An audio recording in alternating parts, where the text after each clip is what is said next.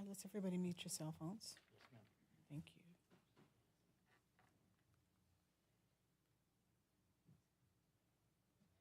Good evening, everyone. We are ready to begin tonight's Gardena City Council meeting for Tuesday, November the 19th, 2024. Madam City Clerk, Madam Deputy Clerk, will you call the roll, please? Mayor Serta, Here. Mayor Pro Tem Tanaka, Here.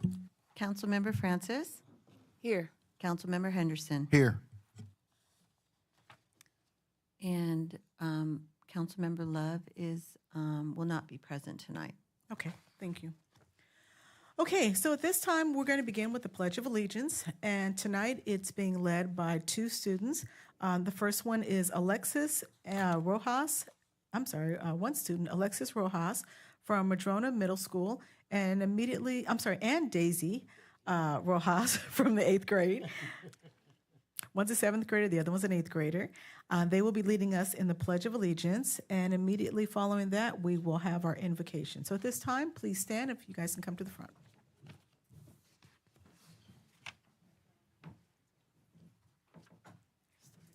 Please stand, put your right hand over your heart. Ready, begin. I pledge allegiance to the flag of the United States of America and to the republic for which it stands, one nation, under God, indivisible, with liberty and justice for all. Okay, continue standing. For invocator, can please come forward?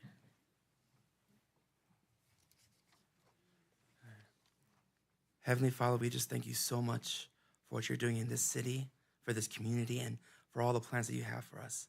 I pray that tonight's council would be absolutely incredible as you give guidance and wisdom to the matters at hand. I pray that you just continue to be here and continue to work in all things. In the name of Jesus, we pray. Amen. Amen. You may be seated. If I can have our two pledgers come back to the front.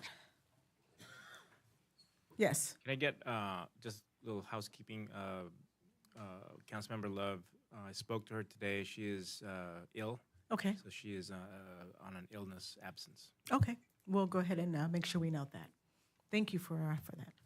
Okay, so tonight's Pledge of Allegiance was led by two sisters, Alexa Rojas, who's in the 7th grade and who is 12 years old, attends Madrona Middle School, and her hobbies are she likes playing the piano, and her favorite subject is journalism.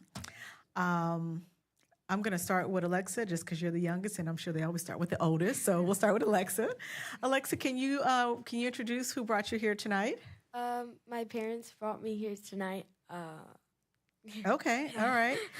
Very good. And Daisy, who is her older sister, Daisy Rojas, who's in the 8th grade. She's 14 years old. She also attends Madrona Middle School. Her hobbies are she likes to play soccer, and her favorite subject is social studies. They participate in the City of Gardena's after-school program, day camp, and have volunteered at movie night and Kids to Park Day. Their grandmother is a Gardena resident, and they still attend all of the Gardena events. So thank you guys for that. Let's embarrass your mom and dad a little bit and have them stand up here. Thank you. And since I let Alexa speak earlier, Daisy, would you like to speak on behalf of you and your sister? Anything you'd like to say? I think we'd both like to thank Miss Susie because without her, we wouldn't have this opportunity to participate in any of the City of Gardena activities, or we wouldn't be up here saying the Pledge of Allegiance today. Okay, well, very good. Well, thank you. All right, good job. Kudos to Miss Susie. All right, you can take your seat now. Okay. And if we can have our invocator, Pastor Ramsey, come back to the front. So tonight's Pledge of Allegiance was led by Pastor Brian Ramsey from Restoration Church, which is located at 1473 West 182nd Street in Gardena. Brian Ramsey is a youth pastor for Restoration Church on Normandy and 182nd Street. Pastor Brian loves living in the city of Gardena. Give him a round of applause for that one, right? And the wonderful community here. Pastor, would you like to say anything? I absolutely love this community. I'm super excited for all the things we're doing here and for serving you guys. So thank you. All right, thank you. That's the best statement yet. Okay, thank you. Give him a big round of applause. All right. So before we move on to our presentations, I have a quick statement here that I need to read. The Los Angeles County has previously received 2 apartment projects proposals to be located at 15101 and 15335 Crenshaw Boulevard. Both projects were being proposed to be constructed without any vehicle parking and was a concern to our city. On September 12th and 13th of 2024, the City of Gardena sent letters to the county regarding the approved 222-unit project at 1510 Crenshaw Boulevard and the proposed 300-unit project on the opposite corner of the block at 15335 Crenshaw Boulevard. Having had no substantive reply to those letters, on October 29, 2024, the City Council authorized the filing of a lawsuit against these projects. The lawsuit was filed on November 5, 2024. On November the 11th, the city received a letter from the county agreeing that they had misinterpreted the law known as AB 2097, which was the basis of excusing the developer from providing any parking with the projects. The letter indicated that the applicant would be informed that this provision was not applicable to either project. At this point, this is all the information the city has now, and it's unknown at this time how much parking will now be required should the projects continue to move forward. Okay, so that's just a quick update as it relates to that property. So next, we're going to move on to our presentations. The first one we have tonight is for Lieutenant Thompson. Is he here? He's not here, but I'm still going to recognize him here. This council will recognize him here. Chief Safel will come forward and say a few kind words about Lieutenant Thompson.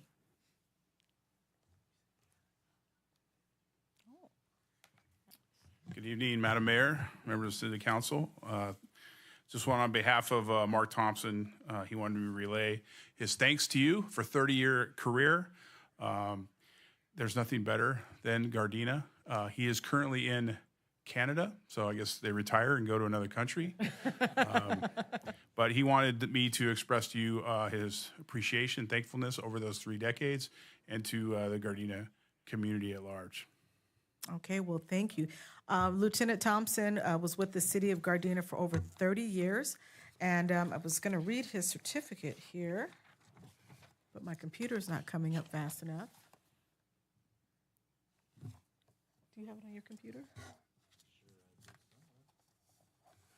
Whoever has it first can read it, actually.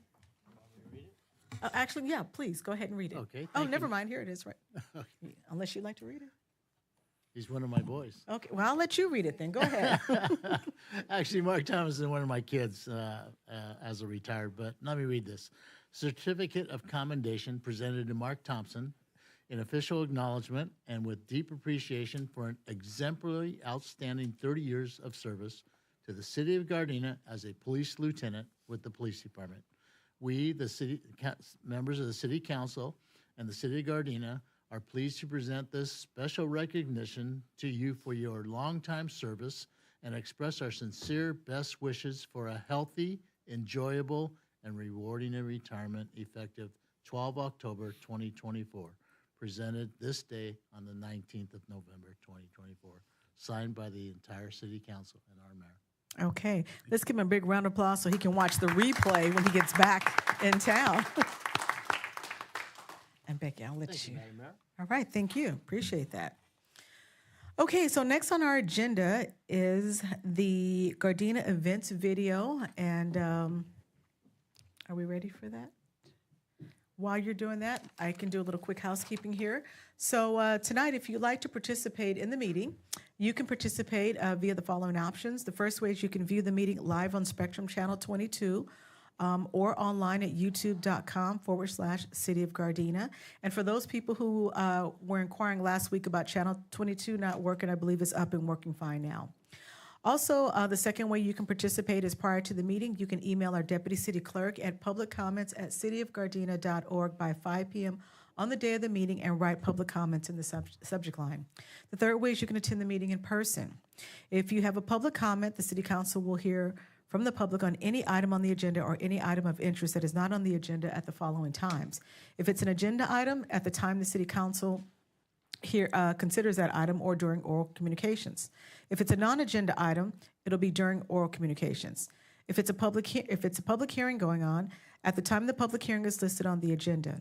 If you wish to address the city council, please complete a speaker request form and present it to the city clerk or sergeant at arms. Please raise your hand. And you will be called to the podium by name when it's your turn to address the council.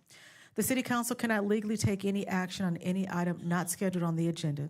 Such items may be referred for administrative action or scheduled on a future agenda. Members of the public wishing to address the city council will be given 3 minutes to speak. We also have standards of behavior that promote civility at all of our public meetings. We treat everyone courteously. We listen to others respectfully. We exercise self-control. We give open-minded considerations to all viewpoints. We focus on the issues and we avoid personalizing debate. And we embrace respectful disagreement and dissent as democratic rights, inherent components of an inclusive public process, and tools for foregoing sound decisions. So at this time, I'd just like to thank you in advance for your cooperation as well as your attendance with us tonight. And Deputy Clerk, we ready? Okay.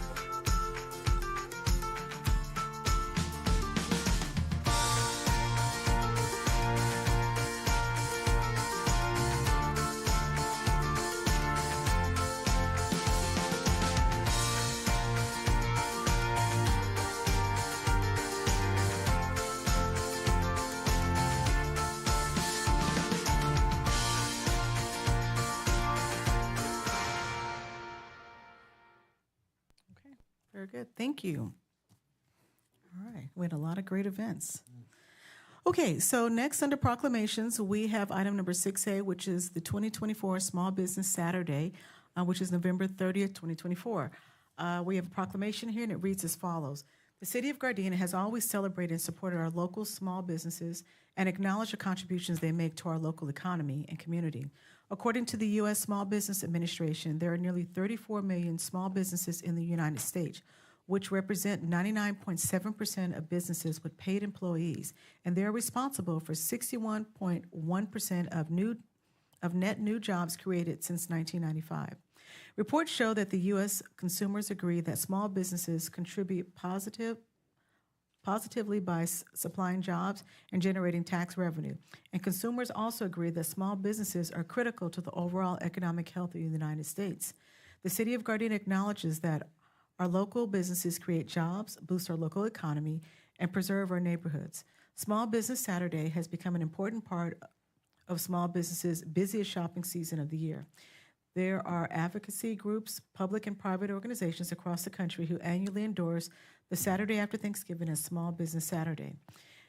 In support of this annual observance, the City of Gardena is hereby pleased to proclaim Saturday, November 30th, 2024 as Small Business Saturday and urge Gardena citizens as well as citizens and communities across the nation to support their local small business and merchants, not only on Small Business Saturday, but throughout the year. Okay, and next we have item number 6B, which is Law Enforcement's Records and Support Personnel Appreciation Week. As the chief is coming forward, we have a quick proclamation to read here. I'll let you go ahead and talk first, Chief. Go ahead. Madam Mayor, members of the City Council, thank you again for honoring our Records Bureau. We appreciate them very much. Tonight we have our record supervisor, Elena Garner, with us, as well as several of our records tech who didn't want to be embarrassed, but I want to acknowledge them for being here and supporting the effort. Let's really embarrass them. Have them stand up. You want to stand up? Go ahead, ladies. You can just stand. You can just stand. Give them a round of applause. So, Chief, isn't that how the records and non-sworn are? They always Yeah, hide. that's pretty much. Not tonight. Not here. Definitely not here. Thank you, guys.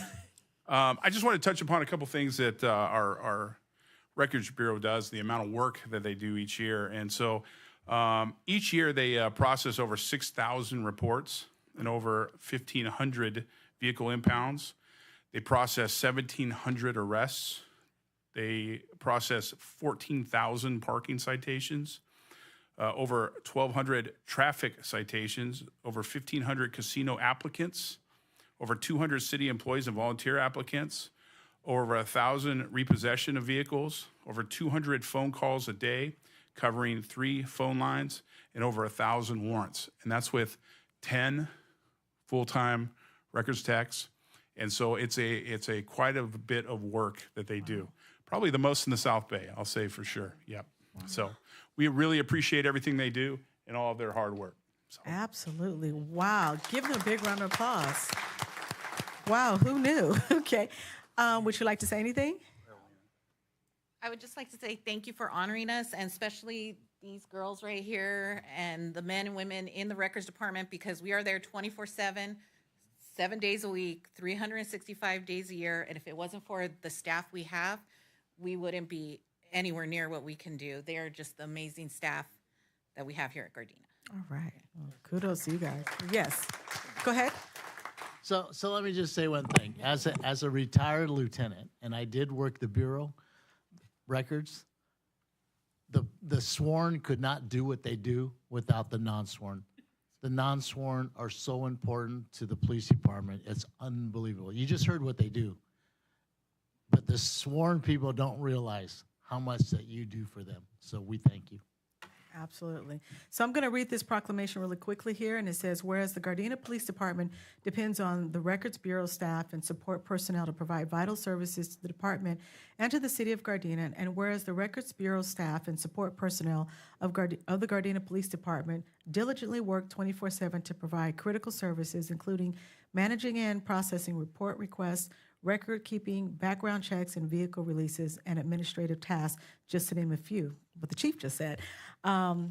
Also, without the dedicated employees that work in the Records Bureau, the city of Gardena's Police Department would lose their fundamental structure and suffer a catastrophic loss as maintaining pristine and accurate records, which is imperative to the entire department.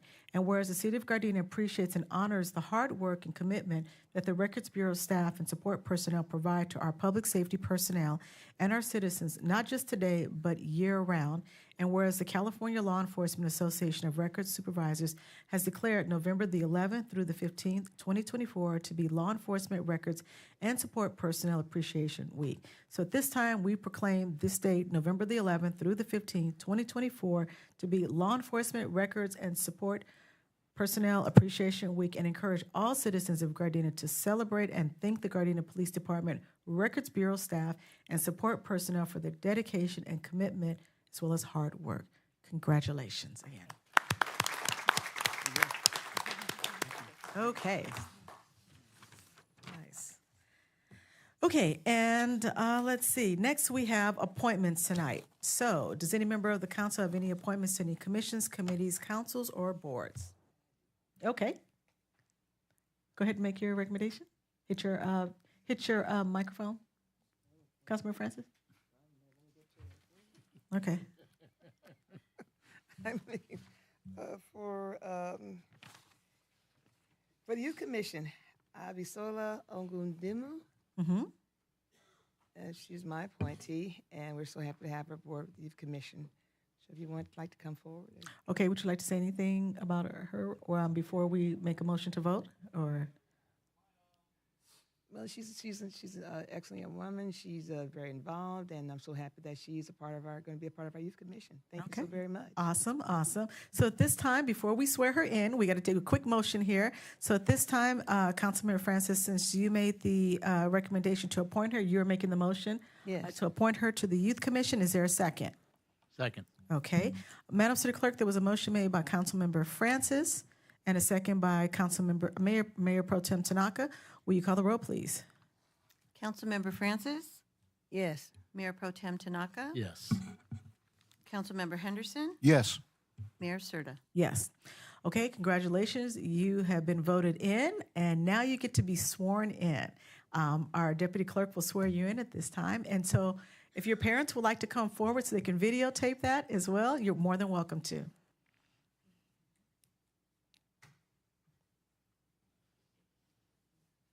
Come on, Mom and Dad. Don't be scared.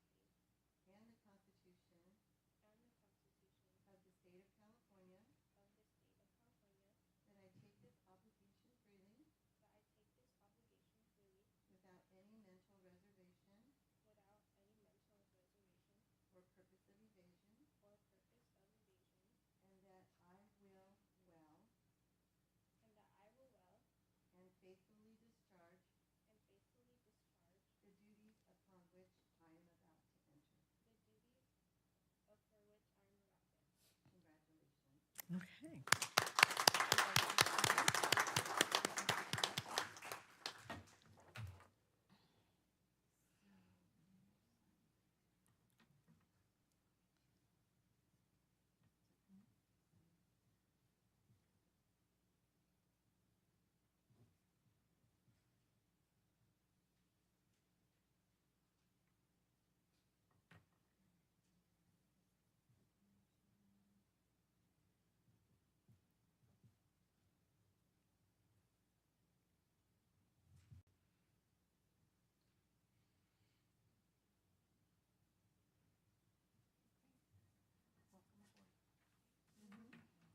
All right. Okay, Abby, would you like to say anything or no? You don't get away that easily. Is there anything, if you'd like to say anything? Oh, just a minute. You got to turn your microphone on. I just wanted to say thank y'all for voting me in. Okay. You're welcome, and thank you in advance for all the great work you're going to do on the Youth Commission. So, You're welcome. all right, thank you. Okay, we can give her a round of applause. There's no rule on the limit. We can keep applauding. Okay, with that being said, we're going to move on to our consent calendar. Madam City Clerk, do we have anybody from the public wishing to speak on any consent item? No, we do not, Madam Mayor. Okay. Does any member of the council have any items that they would like to discuss separately? Nope. Okay, if not, can I get a motion to approve the consent calendar as is? So moved. Is I'll there a s- second. Okay. Madam City Clerk, Deputy Clerk, there was a motion made by Mayor Pro Tem Tanaka and a second by Councilmember Henderson. Will you call the roll, please? Mayor Pro Tem Tanaka. Yes. Councilmember Henderson. Yes. Councilmember Francis. Yes. Mayor Serta. Yes. Okay, so our Planning and Environmental Quality Commission, the November 5th, 2024 meeting was canceled, as well as the November 19th, 2024 meeting was canceled. So with that, we're going to move on to oral communication. We have about 5 speakers here, 4 or 5. And want to remind all of our speakers, you do have 3 minutes to speak. When the yellow light comes on, that will let you know that your 2 minutes are up. And when the red light comes on, that means your time is up at that time. We're going to begin tonight first with Ms. Andrea Simental.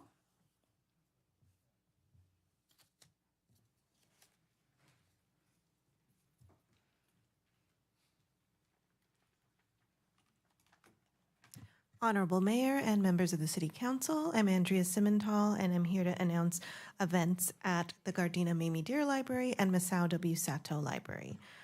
This Thursday, November 21st, from 3 to 4 p.m., we have the Circle of Life, a live journey through Native dance and history. Eric Hernandez, a distinguished member of the Lumbee tribe, joined us for an interactive journey into the art and soul of Native American hoop dancing, and that's for ages 5 to 12 with a parent or caregiver. And on Saturday, November 23rd, from 2 to 3 p.m., is our Teen Advisory Board and Art Hub. Join the Teen Advisory Board, and you'll have the opportunity to voice your opinion and provide suggestions for new programs and services. Then get your hands on fun crafts while getting to know new friends, and that's for ages 13 to 17. And mini canvas painting is on December 4th from 5:30 to 6:30 p.m. This is our monthly art meetup, and we will paint mini canvases, and afterwards we will display our art in the library for a mini art show. All supplies provided, and that's for adults age 18 and up. And at Masao W. Sato Library, Beaded Corn is on Wednesday, November 20th from 4 to 5 p.m. Explore the significance of corn in Native American culture while also looking at its global impact. Afterwards, we will practice some beadwork and create our own mini corn to take home, and that's for teens ages 13 to 17. Fall Celebrations, Faith, Culture, and Community takes place on Thursday, November 21st from 4 to 5 p.m.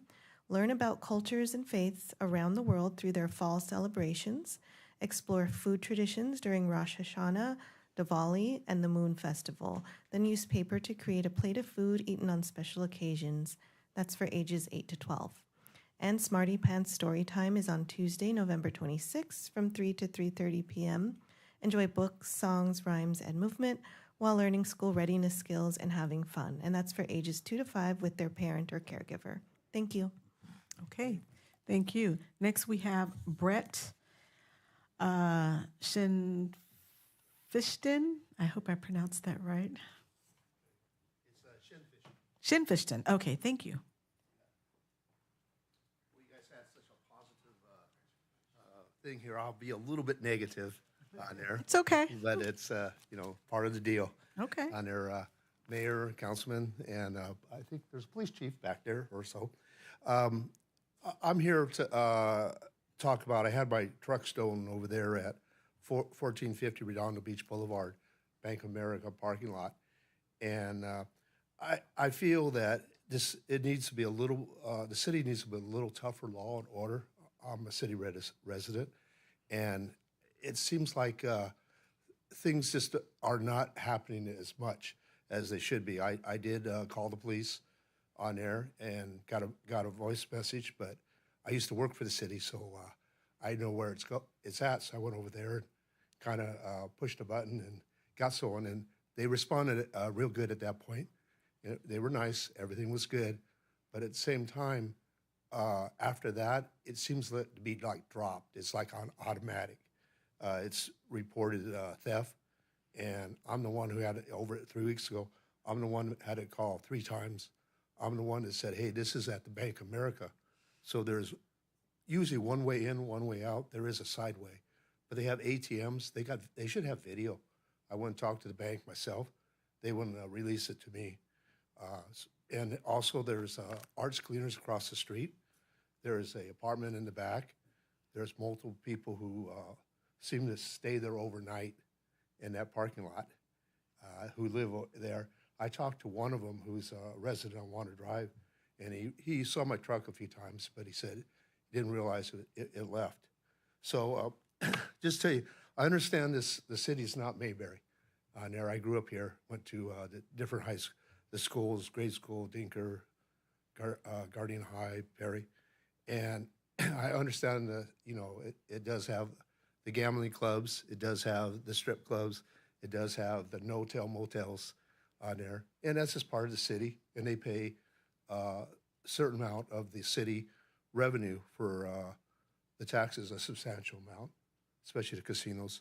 But at the same time, the city residents, either be a renter, owner, or business on there, should get a little more, I feel a little more law and order, a little more tougher. And if it takes, license plate, let's get a little more technical, a license plate readers, maybe at some locations. I was told that some of these streetlights have it. I don't think so, but I'm not familiar. But I thought there should be a little more follow-up on this. And it is City Gardena's, one of the South Bay cities. It's 6.5 miles from the beach. It's great on there. But I think it needs to step up. I also live in a few other areas on there, other cities, and I can see the difference instantly on there. It needs help. It always needs a little more push, and it should be good. Thank you. Okay. You know what? I'm going to ask if you'd like to speak with our chief of police in the back, and as you walk towards your seat, he'll raise his hand, and then that way you can also share some of those things, because those are concerns that are important to us. So, all right. Thank you, sir. Next, we have Dr. Rachel Johnson.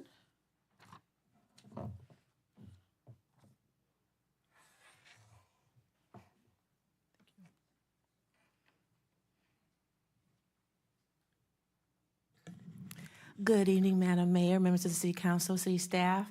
My name is Dr. Rachel Johnson. I'm here representing the Gardena Holly Park Community Association as their president. I'm here to express some concerns for the other community members concerning the parking districts that are around Raleigh Park. Every month, we have members that continuously share their frustrations of not being able to park on the west side of the street during the daytime hours.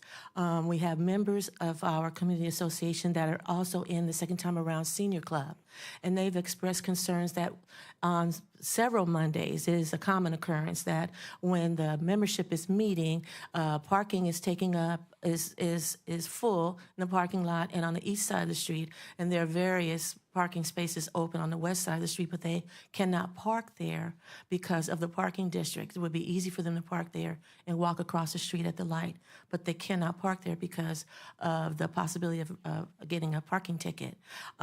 What we're asking is for city staff, members of the City Council to maybe reevaluate the success of the parking districts. Now, we understand the reason for the parking districts to begin with, and we know that the districts have been successful in that sense, but we're asking to reevaluate the districts, and particularly the 24-hour nature of those districts, to maybe readjust the times of the parking districts and maybe allow parking during the daytime hours, very similar to the times that are on the parking district that's around the corner on Spinning Avenue.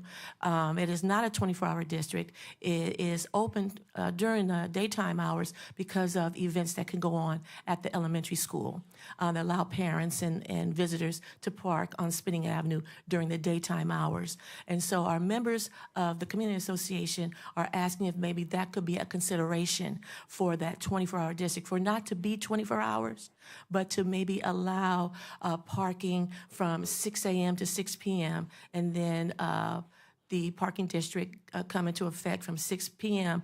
to overnight, to not allow those folks that really don't live in that block or live in the community to park there and maybe just disrespect the street by leaving the trash, and the other things that were happening during the time that the parking districts were not in existence. So we're just asking for your consideration and maybe a reevaluation of the 24-hour nature of those parking districts and maybe adjust the time to allow people to park there during the daytime hours.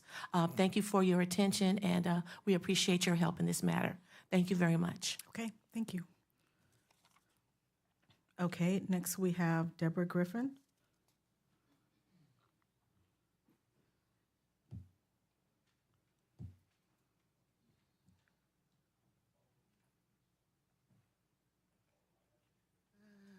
Good evening, Mayor Serta, City Council members.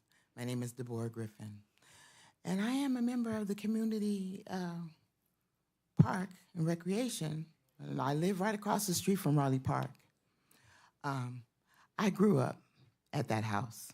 It's over 50-something years now, almost 60 years. I have seen Park have grown in activities. Van Ness Avenue has become Van Ness Freeway. The street is very dangerous. It is becoming very uncomfortable for the residents that live right there. We have several horrific accidents in the nighttime, late nights, early mornings, with traffic that wakes us up, emergency vehicles for accidents or people who've been seriously ill, injured, or killed. Van Ness has become so busy, it is very unsafe. For those who participate in the activities at the park, for their safety, should park in the park. There's plenty enough parking in the back parking lot. You got the front, you have the side. There's plenty enough parking. But right now we're talking about, and for me, living there is safety. Right now on Van Ness, in 18 homes, people who've been living there for 60 years are seniors. Most of them do not work. So if they're coming out and they want to come home, we should be able to park in front of their house. Simple as that. We should have the respect of those in the area to respect our homes, our privacy, and our parking. We need to have some kind of cohesiveness with the community as well as the park to have respect for us, because you don't. For we have the trash, we have to go out, going out there and picked up and swept up for the trash being thrown. Late nights, sometimes the activities at the park, they stay there and they party with loud noise and music. So we need, for those activities at the park, have respect for the neighbors. We need the parking, permit parking for our safety. Thank you. Okay, thank you. Next up, we have Paul Randall.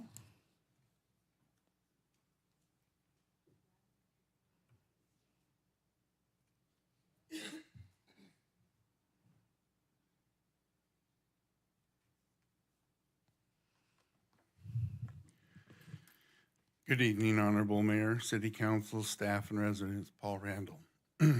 I'm the director of Mama Rosa's Food Pantry.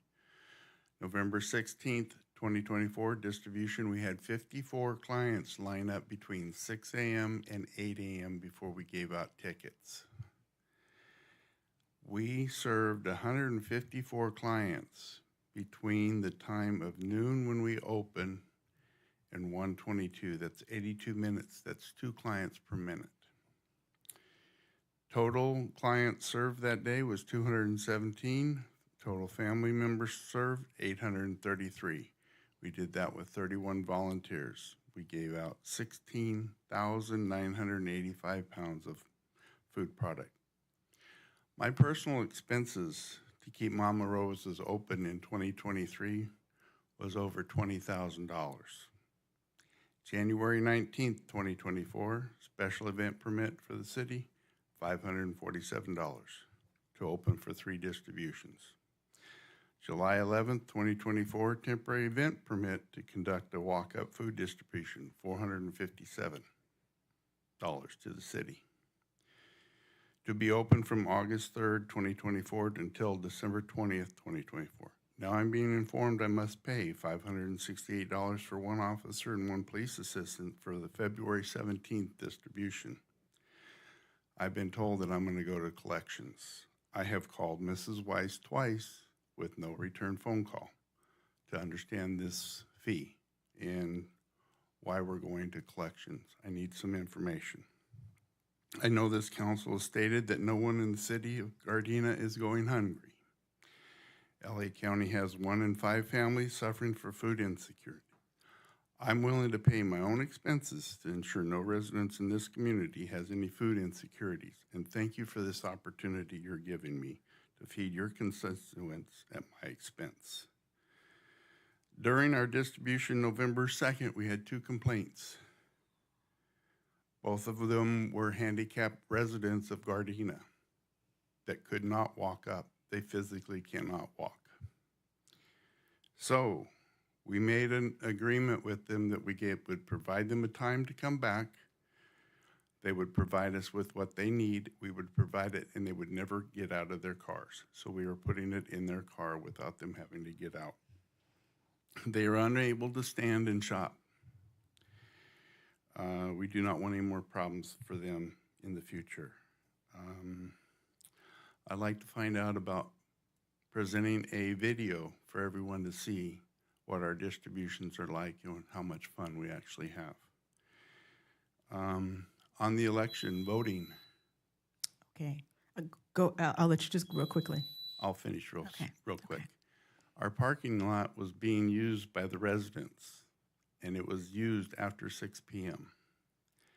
So I want to be friendly to the city, but I also like the same in return. Thank you guys for your opportunity. Okay, thank you.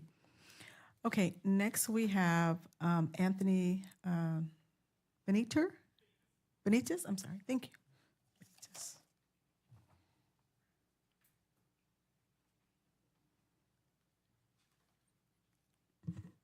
Good evening. My name is Anthony Benitez, and I am a research volunteer from the emergency department at Harbor UCLA Medical Center. My team is excited to present an initiative called the South LA CPR Initiative. For this project, we were finding that in the Compton and Gardena areas, these communities were suffering from low rates of survival from cardiac arrest. We want to address this health disparity and understand why receiving CPR, even from a bystander, isn't happening. We want to eventually find a solution that will show a lot more survival from cardiac arrest long term.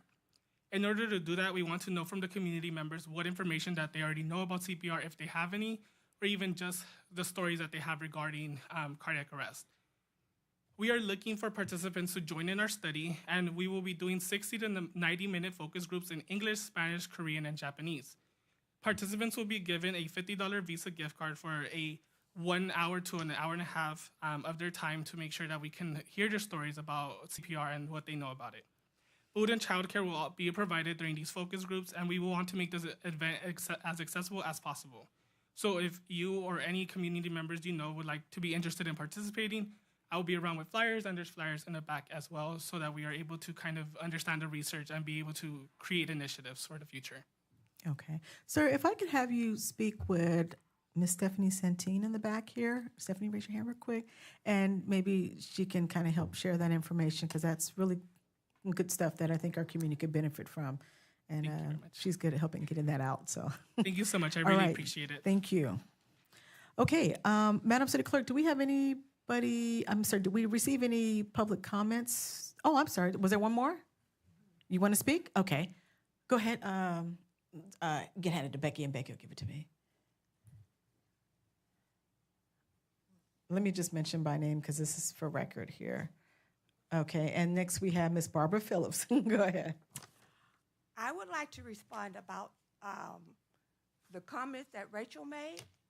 You know, I don't understand why there's not a lot of parking for the events that come there. And we're not taking up a lot of space. That space on Mondays when I'm at second time around, we don't have any place to park. that whole space, that whole side of that street is vacant. So I don't understand why we can't have limited parking from 6 a.m. because that street is blank most of the time because people go to work. There are elderly people there, but most of that street is. You know, if you could stay right in front of the mic, that way they can hear at home. Oh, I'm sorry. That's okay. You're okay. Most of that street is practically vacant on the. Let's see, what side would that be? On the. Okay, I don't know West my side. left from my right. The west side. Yeah, but you know, limited parking from 6 to we can't help what happens after 6 p.m. But people are at work, so we have to walk all the way across. There's also no parking on Van Ness. No, that's 132nd, where we can't park because that's permit parking. Mm-hmm. So we need, you know, a limited time. Almost every street have a limited time where you cannot park, but times when you can park, and that's important. And second time around, we have a lot of second time around members. We have almost 50 something. So where are we going to park? Okay. I would just like to say that, you know, the parking time should be changed. Thank you. All right. Thank you. Okay, Deputy City Clerk, did we have any public comments that came in since the last council meeting? We did have 2 public comments. They were received, distributed, and made part of the record. Okay, thank you. Okay, so next we're going to move on to our departmental items. First item up is item number 12A. Mr. City Manager. Mayor Serta, members of the City Council, agenda item 12A is the acceptance of the Government Finance Officers Association Distinguished Budget Presentation Award for fiscal year 24-25 and 25-26. City of Gardena is pleased to announce that it has received the Government Finance Officers Association, or GFOA, Distinguished Budget Presentation Award for its 24-25 and 25-26 adopted budget. GFOA is founded in 1906 and represents public finance officials throughout the United States, with more than 20,000 members in the federal, state, and local government agencies. This is the 4th consecutive budget cycle, or 8th year the city has received this award for preparing budget documents of the highest quality that reflect best practices in budgeting. The award represents a significant achievement for the city, reflecting the commitment of the city council and staff to maintain excellence and transparency in governmental budgeting. In order to receive the budget award, the City of Gardena must satisfy nationally recognized guidelines for effective budget presentation. These guidelines are designed to assess how well the city's budget serves as a policy document, a financial plan, an operations guide, and a communications device. The city remains dedicated to upholding high standards of financial management, transparency, and effective budgeting practices. All budget information is available on the city's website at www.cityofgardena.org/city-budget. There is no financial impact. What is required tonight is to receive and file the GFOA's Distinguished Budget Presentation Award for the City of Gardena for fiscal years 24-25 and 25-26. Okay, thank you. Madam City Clerk, do we have anybody from the public wishing to speak on this item? No, we do not, Madam Mayor. Okay, does any member of the council? Okay, we're going to start with Councilmember Henderson. Thank you, Madam Mayor. Mr. City Manager, thank you for bringing this forward, and please give our regards to all the departments and the staff in regards to the work that it takes together to put a budget together, even with us at the policy level wanting to add other things in, like a replenishment cycle and replacement cycle for technology, and to still meet the goals and objectives of what it means to have a comprehensive and a cohesive and a transparent budget available for the community. I don't think moving forward there should be any questions about our financial status and where we stand in regards to our fiscal stewardship. So I just want to say thank you, and please, from the community, say thank you for the work that the staff has done. Absolutely. Thank you very much.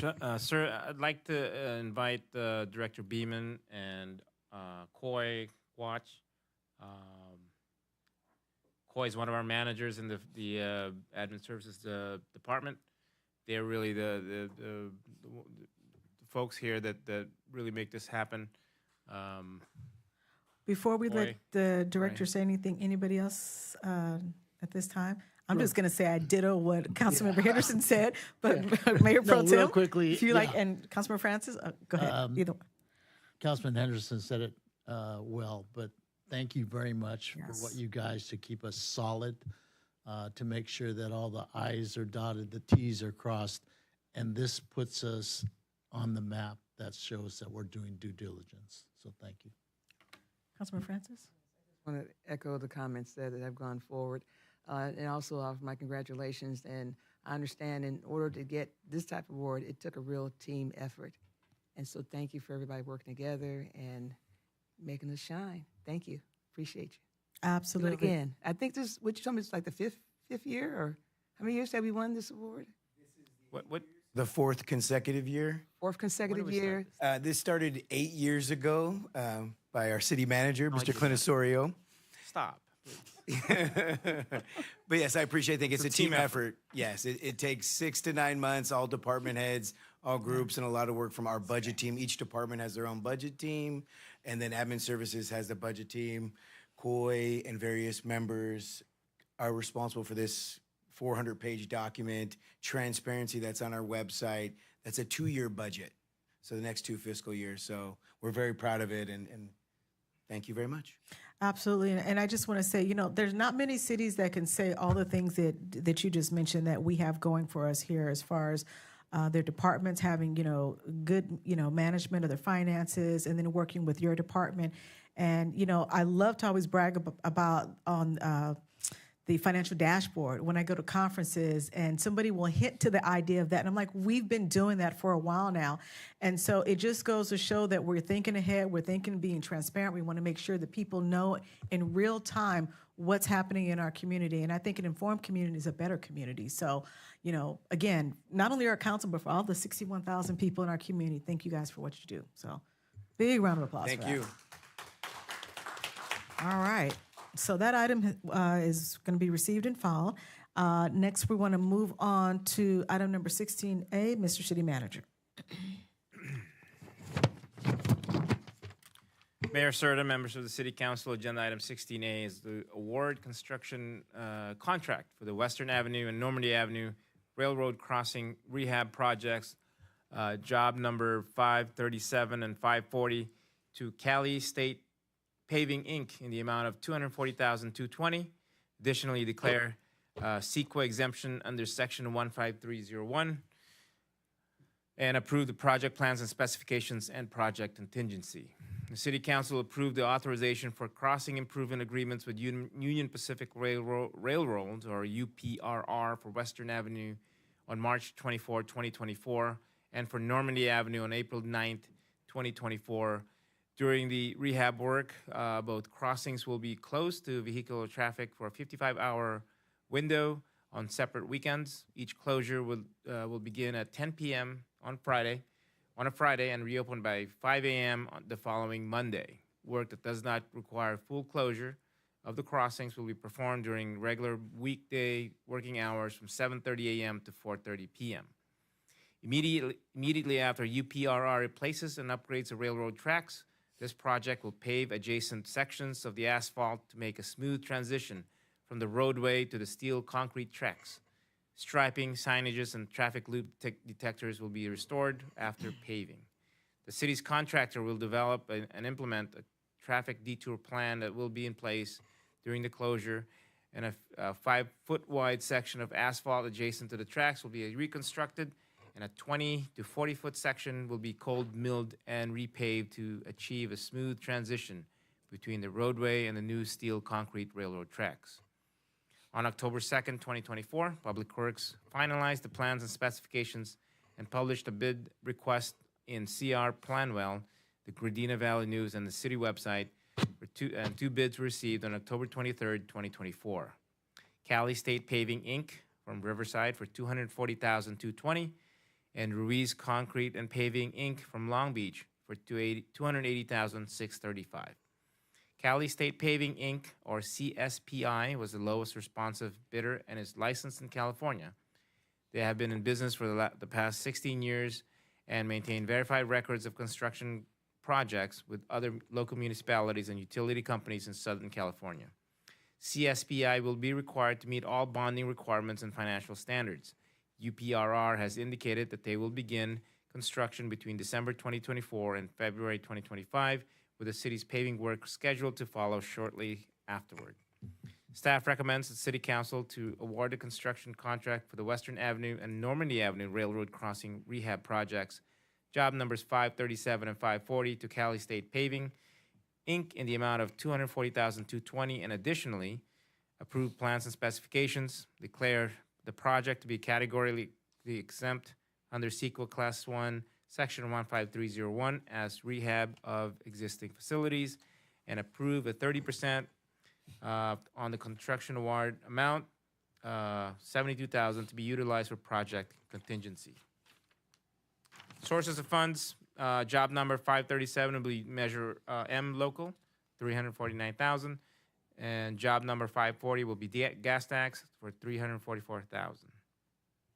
Total expenditures will be $580,140.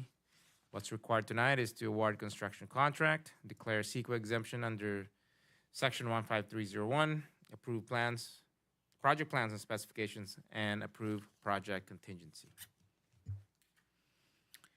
Okay, Madam Deputy City Attorney, do we have any comments from the community? City Clerk, what did I say? Attorney. Oh. Thinking about Carmen. No, we do not, Madam Mayor. Okay, thank you. Does any member of the council have any questions or comments? Just have a couple Go ahead. questions. So in terms of the closure, now it's a total 55 hour for the project to be completed. Is that correct? And you won't close like every single weekend, you alternate weekends? That's of correct. Closure? Basically, a Western will be one 55 hours window, and a Normandy will be another 55 hours of window.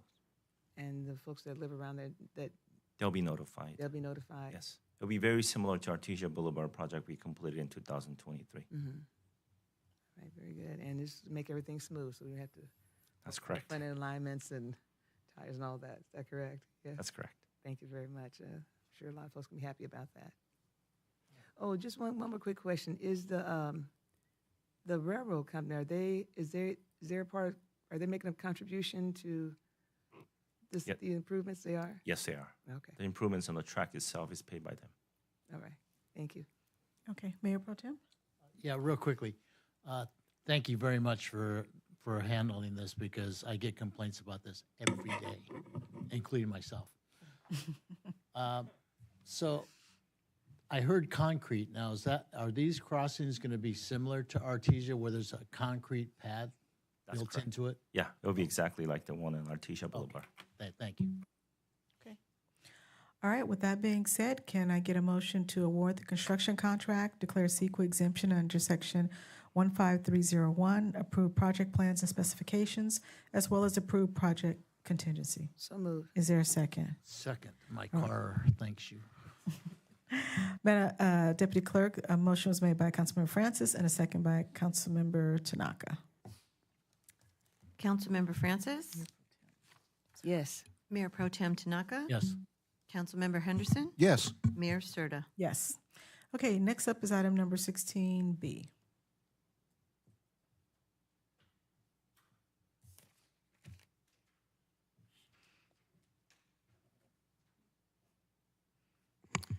Mayor Serta, members of the City Council, agenda item 16B is approval of consultant engineering staff augmentation services from Project Partners, Inc. for an amount not to exceed $242,000. The Public Works Engineering Division is responsible for executing Capital Improvement Program, or CIP, projects and overseeing all private improvements within the public right-of-way. For fiscal year 24-25, the division is managing 44 CIP projects with a cumulative total of $71.5 million. On an annual basis, staff will conduct over 1,000 plan check reviews and encroachment permits. Due to the significant increase in CIP activities, additional engineering staff is essential to meeting the demand. The engineering division currently consists of 6 staff members, including an assistant public works director, a civil engineer, an associate engineer, and assistant engineer, and an engineering technician and a public works inspector. For the past 30 months, staff had a consultant engineer assist with the increase in CIP projects. However, the contract expired and the consultant engineer is no longer available. To maintain project delivery support, it is proposed that consultant staff provide assistance with CIP projects and other engineering staff tasks as needed, averaging a minimum of 20 hours per week. The budget for staff augmentation has been allocated for fiscal years 2024 and 2025 and 25-26. Staff issued a request for proposal on 3 on-call consultants, Project Partners, Inc., Kimley Horn and Associates, and Transtech Engineering, Inc. And after reviewing the proposals, staff recommends the City Council authorize a consultant contract with Project Partners based on their understanding of the request, qualifications, availability, and competitive fees. Project Partners specializes in staff augmentation services for public agencies throughout Southern California with 25 years of experience and has an excellent track record, including prior work with the City of Gardena. Project Partners is well-versed in compliance with CalPERS regulations and the staffing of former city employees. The proposed engineer has 30 years of civil engineering experience with a focus on public works CIP projects. He spent over 20 years with the City of Anaheim and an additional 10 years as in the private sector. The agreement term will begin upon council approval and expire on June 30, 2026, with the option for staff to extend an additional 12 months, contingent on satisfactory performance and the completion of projects. The fee schedule submitted by the consultant will remain fixed throughout both the initial and optional terms, unless formally amended by the City Council. The amount of expense is $242,000, budgeted funding source for 24-25 for $121,000 and 25-26 for $121,000 from various CIP funds for each project, which is Measure M, Measure R, Steeple, Prop C, etc. What's required tonight is to approve the consultant engineering staff augmentation services agreement. Okay. Deputy Clerk, do we have anybody from the public wishing to speak on this item? No, we do not, Madam Mayor. Okay, does any member of the council wish to speak on this item? If not, can I get a motion to approve the consultant engineering staff augmentation services? I'll move it. Is there a second? Second. Okay. Madam City Clerk, a motion was made by Councilmember Henderson and a second by Mayor Pro Tem Tanaka. Will you call the roll, please? Councilmember Henderson, Yes. Mayor Pro Tem Tanaka, Yes. Councilmember Francis, Yes. Mayor Serta. Yes. Okay, next up is item number 18A. Mayor Serta, members of the City Council, agenda item 18A is to approve purchase of 6 40-foot zero-emission battery electric buses for $9,125,616 and authorize program total of $10,038,178 and approved payment milestones. With the arrival of its most recent CNG and zero-emission buses or ZEB, in early 2024, G-Trans has successfully replaced its entire active fleet of 40-foot gasoline-electric hybrid buses in accordance with its fleet replacement plan approved by the City Council in 2017. The plan dictated that G-Trans would pursue a combination of CNG and zero-emission buses or ZEB for the near-term replacement of its fleet, with an eventual conversion of the entire fleet to zero-emission by 2034. G-Trans now operates 32 CNG buses and 13 ZEB buses. The zero-emission fleet is comprised of 7 new 2024 model Gillig buses and 6 early model ZEBs, including electric conversions and 1 traditional electric bus. In 2022, G-Trans was awarded funds under the Federal Transit Administration's fiscal year 2022 low or no emission competitive program, which provides funding to state and local governmental authorities for the purchase of or lease of zero emission and low emission transit buses. The award supported the purchase of newer model electric buses by replacing G-Trans's 6 early model electric buses. Once these new buses arrive, G-Trans's ZEB fleet will remain at 13. However, all buses will now have current technology and improved battery capability. G-Trans is able to participate in purchasing cooperative agreement with the Washington State Transit Bus Cooperative that will allow the purchase of 6 ZEBs from Gillig LLC. The FTA encourages grant recipients to procure goods and services jointly with other recipients or participate in purchasing cooperatives to obtain better pricing and a reduction in customization. The cost per bus is $1,469,477, exclusive of training and parts and equipment. Total contract, which includes sales, tax, training, spare parts, and delivery, is $9,125,616. G-Trans is also requesting authorization for a 10% contingency of $912,562 to account for any unforeseen changes and only to be approved in advance by G-Trans staff or for not to exceed project total of $10,038,178. G-Trans and Gillig have also negotiated payment milestones that support greater payment flexibility. As with all new bus purchases, G-Trans will incorporate the latest safety features and designs, including improved American with Disabilities Act or ADA amenities and boarding ramps. New buses will provide a safer, cleaner operating environment for G-Trans's passengers and employees. The new buses will allow G-Trans to remain in compliance with California Air Resources Board, or CARB, and South Coast Air Quality Management District, or SCA QMD, regulations and support G-Trans's goal to fully transition to zero emission in the future. The buses, which are anticipated to arrive in the summer of 2026, will be deployed throughout our service area. G-Trans has federal, state, and local funding obligated in existing grants designated for this purchase. There is no impact to the general fund. What's required tonight is the approved purchase of 6 40-foot zero-emission battery electric buses for $9,125,616, an authorized program total of $10,038,178 in approved payment milestones. Okay. Do we have anybody from the public wishing to speak on this item?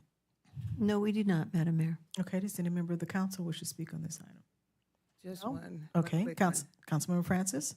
So, so the last time we bought the CNG buses, and those buses are to help us move to the new electric buses, and I'm still trying to, I'm sure you explained it to me at a prior meeting, but I just can't recall exactly how this. So while Director Crespo is making his way up to the podium, the goal again is still based on the 2017 mandate is the 80%, 20% CNG to electric buses. We periodically purchase either CNG or ZEB buses. This particular purchase that we're doing here are ZEBs, right? Zero emission buses. Good evening, Mayor and City Council. That is correct. This is a zero emission, so it's an electric bus. Ultimately getting to our 80-20 goal of 80% CNG and then 20% electric. We're going to keep the CNGs for a while. They won't just go away, or we'll, as the gasoline buses are gone, we're not going to sell them or ship them somewhere, donate them. That is not the plan. The plan is they're brand new buses, so our fleet is brand new, pretty much, you could say, right? We have compressed natural gas and then electric. We're mandated to keep the buses a minimum of 12 years. Okay. Right, that's one of the FTA guidelines. So we'll keep those for 12 years. We just built a CNG station, kind of doubling down on like, hey, we have the infrastructure. And then long-term goal, once we explore, let's say 2035, when we're all still here talking, of course.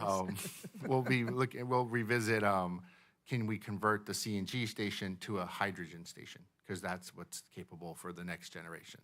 So we're looking 10, 15 years ahead, kind of planning it, but we're not there yet. And so the electric buses, all this is going to help us move smoothly into the future. That is correct. All right. Thank you. Sounds good. Okay. Councilmember Henderson. Thank you, Madam Mayor.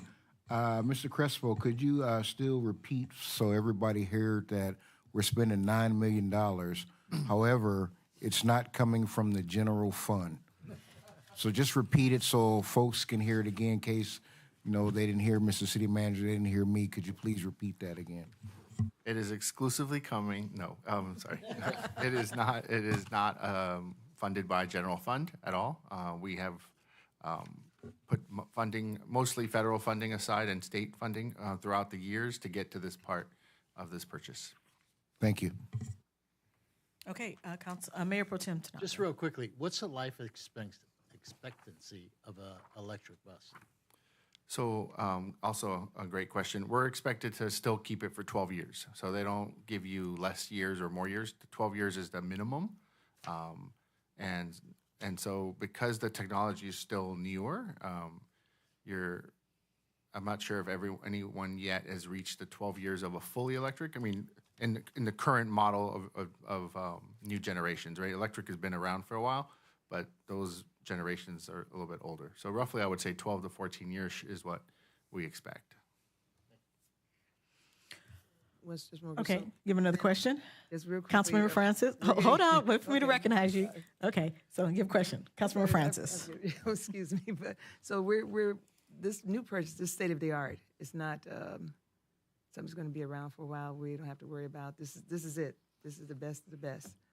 I mean, we hope so. There's only two major manufacturers of buses in the industry left, and your Gillig is very reputable. They've been around for years. They came out of more of the school bus industry. That's where they started, and now for many years, at least 40 or 50 years, they've been making buses. That's all they do. Okay, thank you. Okay, if there are no more questions, then can I get a motion to approve the purchase of 6 40-foot zero-emission battery electric buses for $9,125,606, as well as authorized program total of $10,038,178, and approved payment milestones? I'll move it. Is there a second? Second. Okay. Madam City Clerk, a motion was made by Councilmember Henderson and a second by Councilmember Francis. Will you call the roll, please? Councilmember Henderson? Yes. Councilmember Francis? Yes. Mayor Pro Tem Tanaka? Yes. Mayor Serta? Yes. Okay, next up is item number 18B. Mr. City Manager. Mayor Serta, members of the City Council, now that we bought the buses, now we're going to go into the tires. So we're going to talk a little bit about tires. Mr. Crespo, stay there, and we're going to have a few questions for you. Agenda item 18B is approved award contract to Goodyear Tire and Rubber Company for bus tire lease services for a contract amount of $537,772 and a project total of $645,326, and approve the purchase of the remaining life on existing tires from Michelin North America, Inc. at an amount of not to exceed $138,000. G-Trans has historically used an outside contractor to lease tires for its entire fleet of 58 vehicles, as this has proven to be more cost-effective than buying and maintaining the tires in-house. As part of the service, the outside contractor inspects and maintains tires, notifies G-Trans staff of unusual wear and tear patterns, and replaces tires as needed. The existing contract with Michelin North America, Inc., or Michelin, will expire on November 30th, 2024. In preparation for this process, G-Trans issued an invitation for bids to seek a qualified contractor to provide bus tire lease and related services on G-Trans's heavy-duty buses. The bid was posted on Planet Bids, which notified 15 firms, and DBE Good Faith website, which notified 33 DBE firms. Notice was also advertised in the Daily Breeze, Gardena Valley News, Transit Talent, and several professional organizations and transit organizations. A total of 10 vendors downloaded the bid, and G-Trans received 3 bids: Goodyear Tire and Rubber Company, or Goodyear, Michelin North America, Inc., and Bridgestone America's Tire Operations, LLC, or Bridgestone. Of the 3 bids received, Michelin and Bridgestone's were determined to be unable to meet the technical requirements. Goodyear's bid was determined to be responsible and responsive. Goodyear submitted a bid for a 2-year base contract plus 3 one-year option years, totaling $537,772. The total value is based on G-Trans's provided estimated mileage during the 5-year period and consisted of 2 elements: a rate per mile for each type of tire, and a fixed rate for labor associated with monitoring and replacing tires. And G-Trans would like to include a 20% contingency, or $107,555, to accommodate any unforeseen costs that may arise. Such expenditures would not be allowed unless agreed upon and approved in advance by G-Trans management. G-Trans has reviewed the pricing and determined it to be fair and reasonable. As part of the agreement with the current supplier, Michelin, G-Trans is required to purchase the remaining life of on the leased tires currently on the buses. The current contract states that this cost is calculated by multiplying the percentage of remaining rubber tread by the average mileage by the applicable billing rate per mile. Based on the projections of G-Trans's fleet type and anticipated mileage estimates, the contractual obligation will not exceed $138,000, including relevant taxes. Additional costs of the tire buyout from Michelin contract will be partially offset by the lower mileage incurred on Goodyear tires during the same period. G-Trans has funding under federal and local grants designated for the bus tire lease contract and buyout. And again, there is no impact to the general fund. What's required tonight is the new contract, approved project total, and approved purchase of existing tires. Okay. Do we have anybody from the public wishing to speak on this item? No, we did not, Madam Mayor. Okay, does any member of the council have any questions or comments? Councilmember Henderson. Thank you, Madam Mayor. I just want to say thank you to G-Trans Department for taking that extra effort to make sure we reach out to DBE firms and minority-owned firms as well to participate in a lot of the financial transactions that we have in the city of Gardena. So I just want to say thank you to staff for making that extra effort. Okay, thank you. Any other questions or comments? Madam Mayor. Okay, Councilmember Francis. I just have one quick question. I just couldn't, as I was reading through this, I couldn't wrap my brain around it. How do you measure the remaining rubber tread on the tires? I know in my car, I'll take a nickel and quarter and put it down the line and say, okay, we need new tires. So how do you do that? It's just kind of curious. And how's that work? Good evening, Mayor and City. It's members of the City Council. It's actually a very similar tool, not a nickel, but it's a thread measure, a little thread gauge that they literally insert, and that determines what that thread depth is still left. Very similar, like you do yours with the nickel.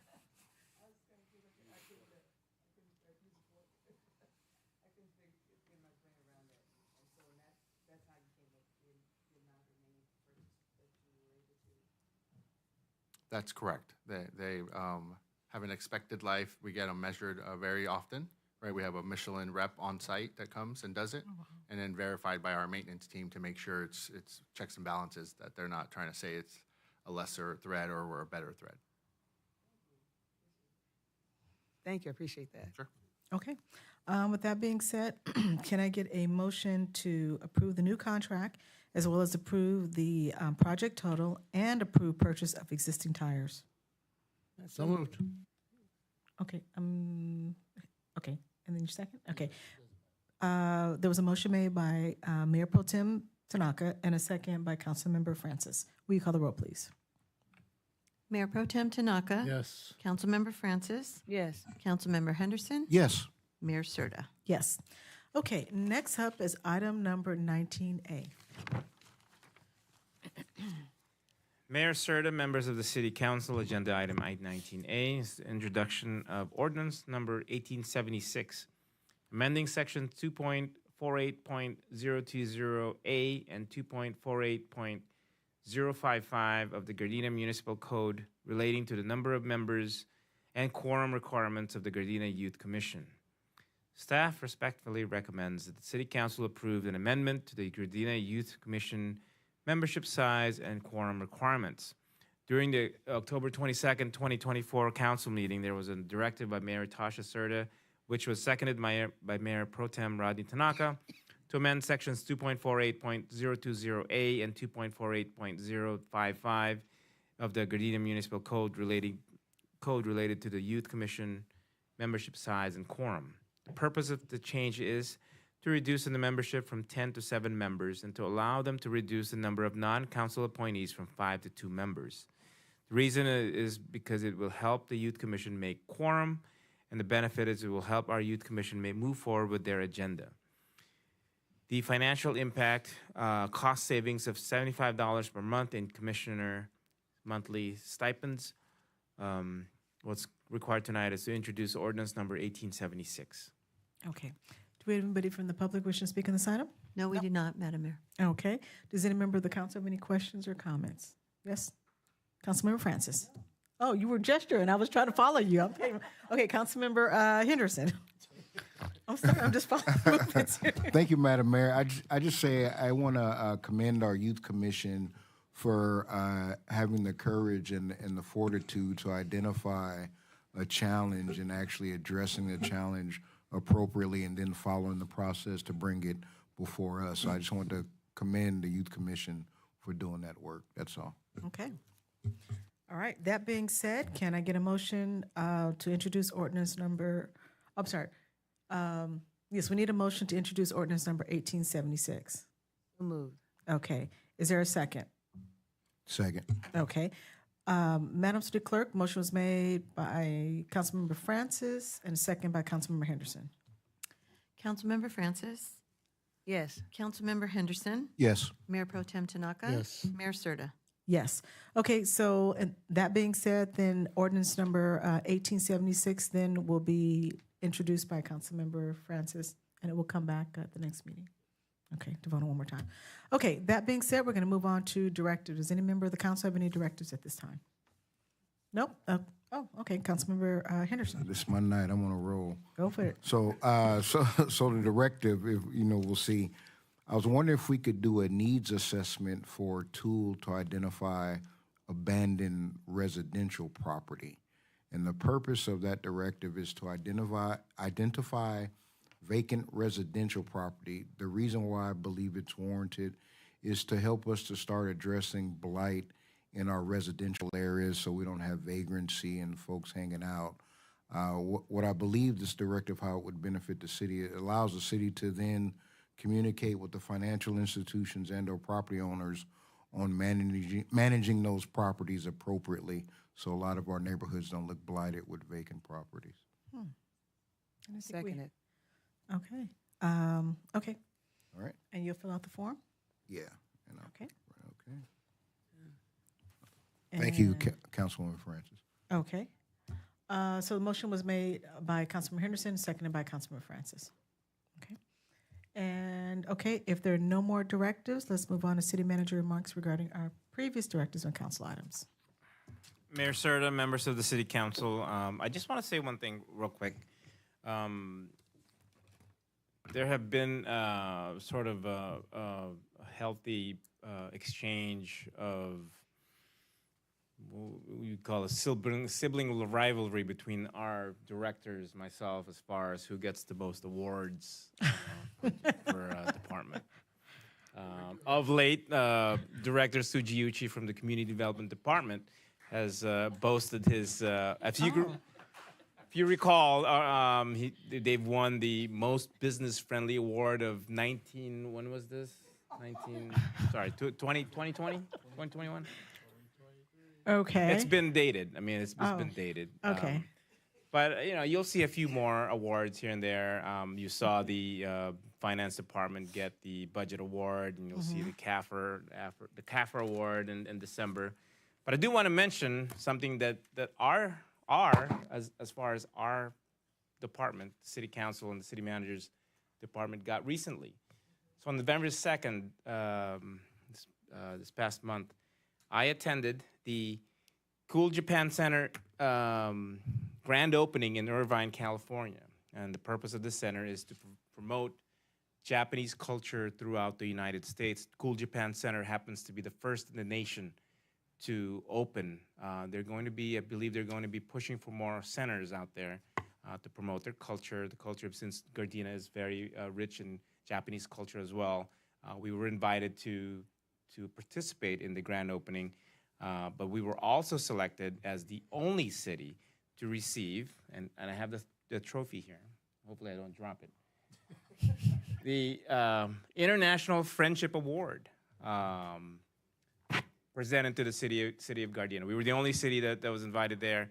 Other awards were given to community members and mostly businesses like Marukai and some of these bigger companies that contribute to the prosperity and the progress of promoting Japanese culture in the United States.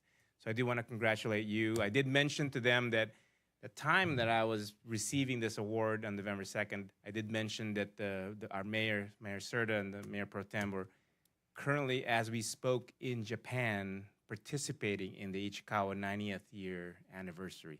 So they were very pleased and impressed with that. And so it was a great time. But I do want to highlight and mention, if you want to touch the award later on, you're more than welcome to. It's very prestigious. It'll be up here for a few minutes after the meeting. For a few minutes before it goes back in your office, right? Yes. So this is this is what we got recently, and I just want to highlight that for you guys tonight. Thank you for sharing that. Round of applause. Sorry, Greg. Sorry, Greg. The second thing that I want to mention is happy birthday to Councilmember Wanda Love. As I mentioned, she's not here tonight.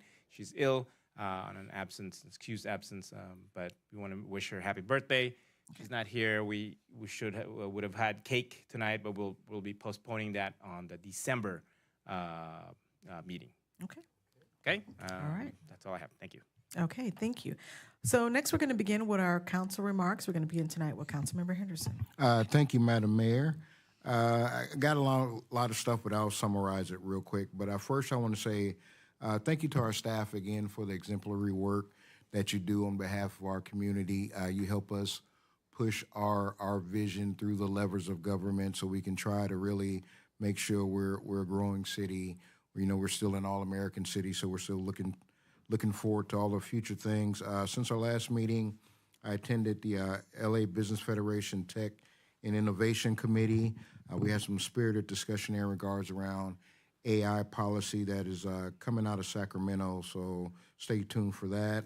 I attended the Los Angeles Economic Development Commission event at, I guess, their business-friendly presentation. They had the LA Coliseum, and I think Lancaster won, and I forgot what other city won, but they all had council that night, so they weren't there. So you should be present to win. But it's great to see all those cities. Funny note that you mentioned that, Mr. City Manager, is that in the discussion, there's like, has Gardena won? And I had to show them in the brochure that, yeah, see right here, Gardena. So we handle our business. So again, I want to thank our staff. I also attended the Redondo Beach Boulevard seminar for Section 1. Madam Mayor, I attended on your behalf the Army event at SoFi. They missed you there. That event there was in regards to sharing with LA County all the opportunities for civilian employment with the U.S. Army. So it was a lot of things that I didn't know. So that was very good to see that. I attended our Veterans Day celebration. Again, we want to say thank you to all those that have served in all the armed forces. I attended the retirement and celebration of a legend in education, LAUSD, Dr. George McKenna. It was a great celebration they had for him on Sunday.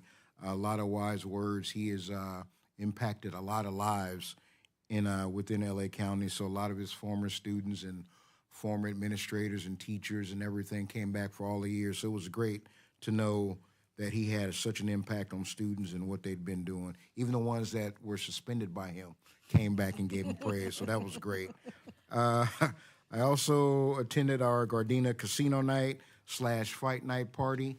That was a great event for our seniors. I want to thank Stephanie Santine and her staff for putting that event on. I attended today our South Bay Fiber Network meeting at the South Bay COG, and we talked about furthering community Wi-Fi in the South Bay region. So I was there with Alex Pinto, who is our IT director, and it was a very good conversation. We still got some work to do, but we're looking towards getting some community Wi-Fi, so I have some information, Mr. City Manager, I want to give to you.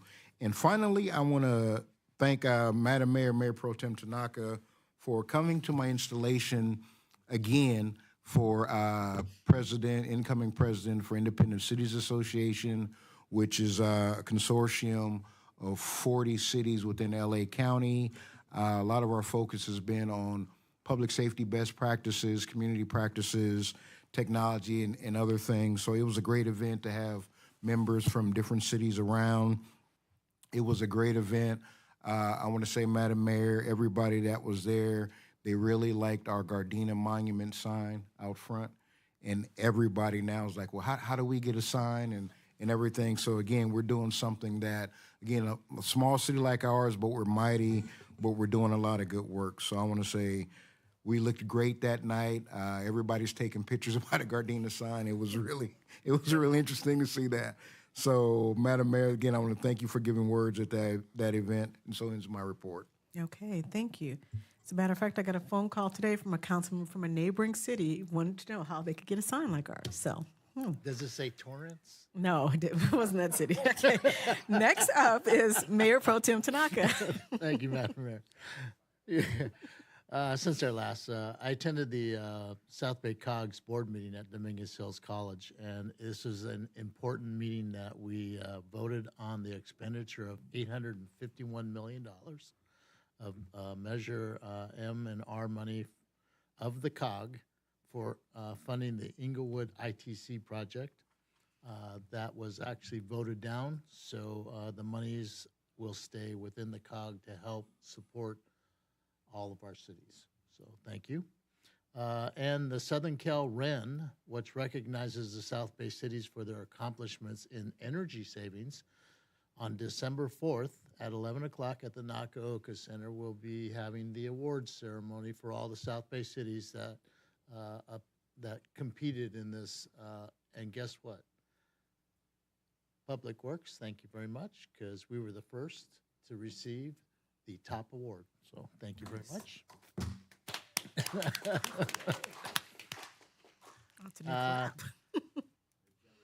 I know.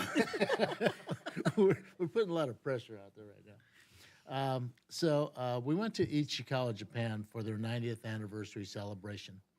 I'm going to tell you, this was a very memorable trip. The 90th was an exciting day, 4 days.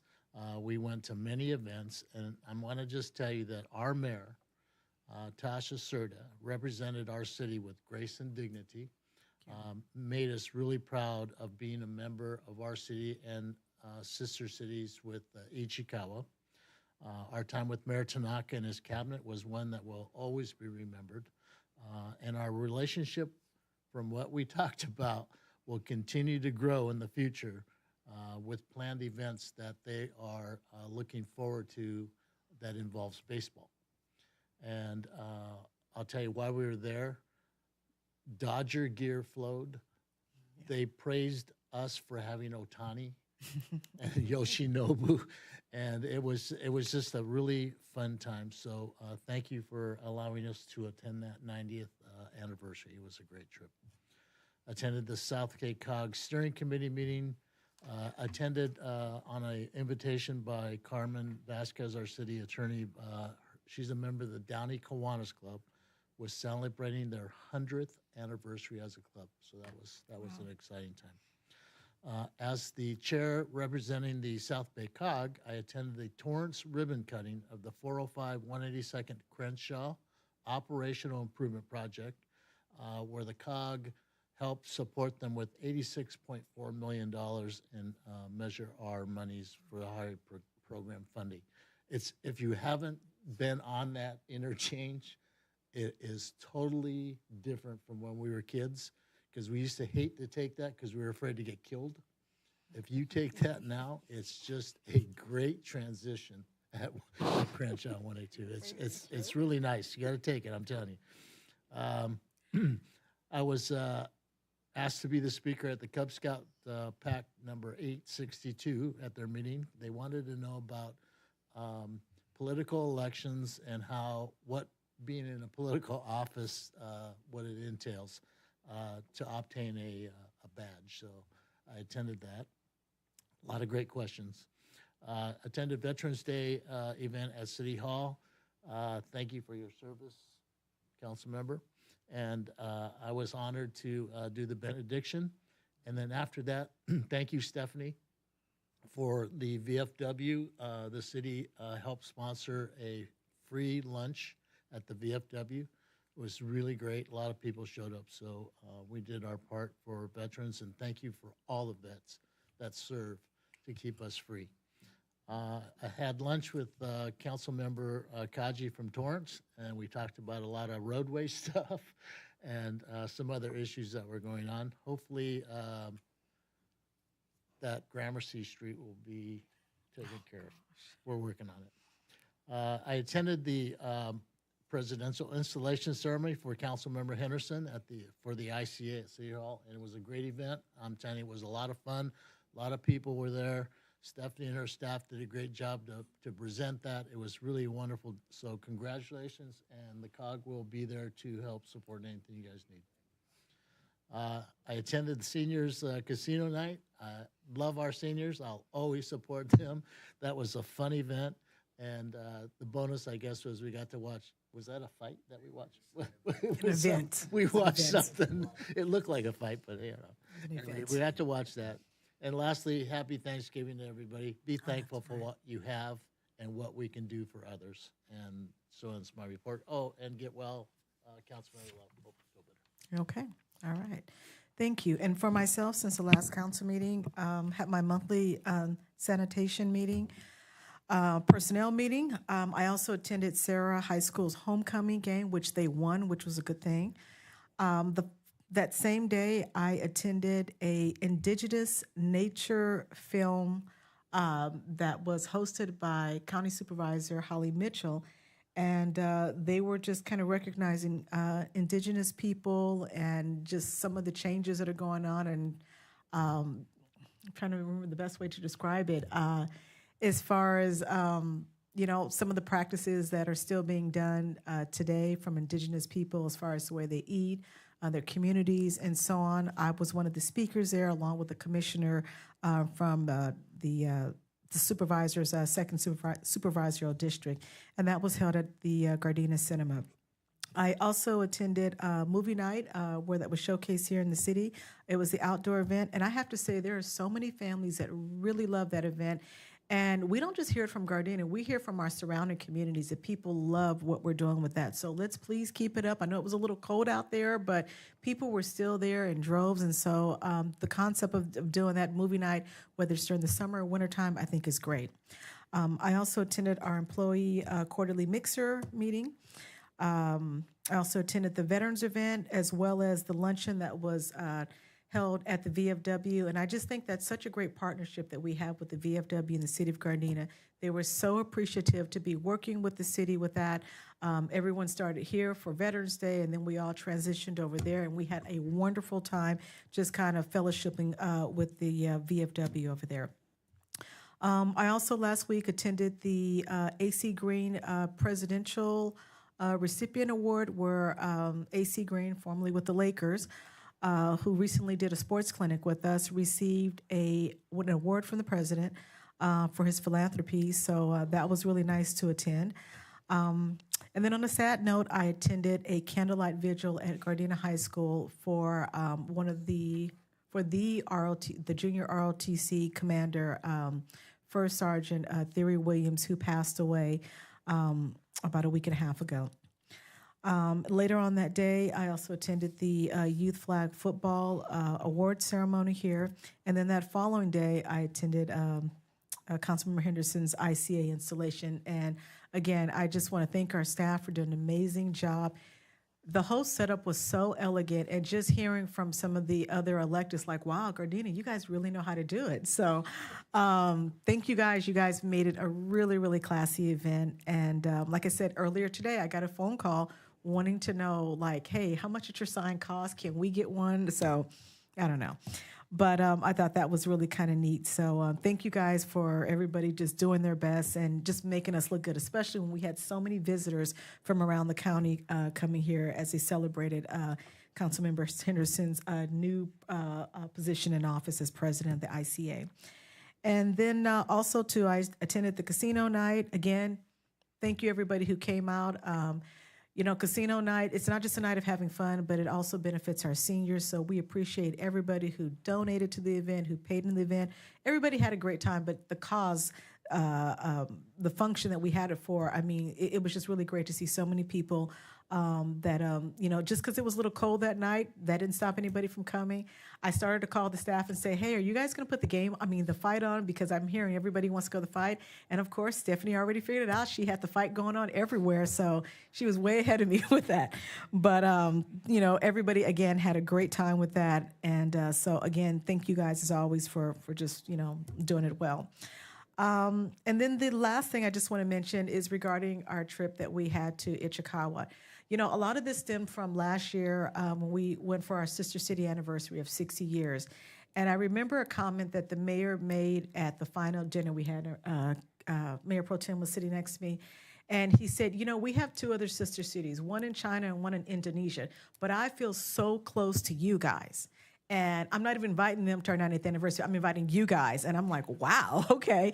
And so he said, I really hope that you guys will accept our invitation. When we were there last November, we just had a wonderful time, not just participating in the Sister City events, but really getting to know them, really understanding how their city is run. I've mentioned before, we have a city council of 5. They have 41 council members, not including their mayor and their mayor pro tem.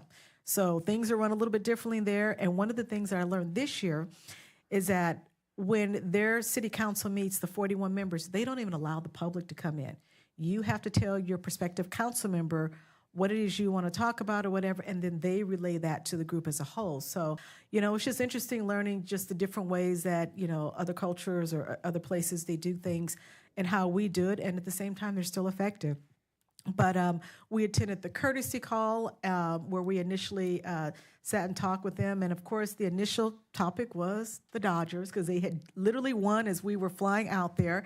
And, you know, to our staff, like it was mentioned earlier about it was a lot of Dodger gear flowing. They loved like the Dodger hats. And we went with something as simple as even Dodger peanuts.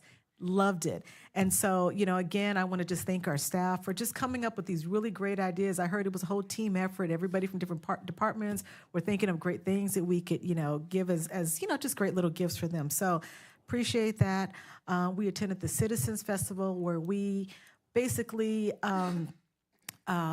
it's similar to our Heritage Festival here where their community comes out. It was pouring, raining, but folks were out just to celebrate the 90th anniversary of the city.